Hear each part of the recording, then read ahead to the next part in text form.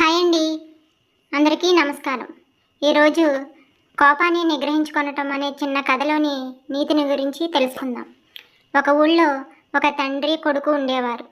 కొడుక్కి కోపం చాలా ఎక్కువగా ఉండటం గమనించి తండ్రి కొడుకుతో ఒకరోజు ఇలా అన్నాడు. ఇదిగో, ఈ బస్తాడు మేకులు, ఈ సుత్తి తీసుకో. నీకు బాగా కోపం వచ్చినప్పుడల్లా ఒక మేకుని సుత్తితో ఈ ప్రహరీ గోడలోకి దిగయ్యి అని తండ్రి చెప్పాడు. కుర్రాడు సరే అని చెప్పి కోపం వచ్చినప్పుడల్లా మేకుని గోడలోకి దిగేయటం మొదలుపెట్టాడు. కొన్ని రోజులకి గోడంతా మేకులతో నిండిపోయింది. బస్తాడు మేకులు అయిపోయాయి. ఈ మేకులు కొట్టే క్రమంలో మెల్లగా రోజుకి కొట్టే మేకుల సంఖ్య తగ్గి రోజుకి ఒక మేకు కూడా కొట్టని పరిస్థితి వచ్చింది.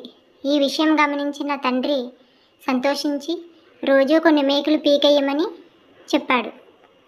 కొడుకు రోజు కొన్ని మేకులు పీకేస్తూ మొత్తానికి మేకులన్నీ పీకేసి తండ్రికి చూపించాడు.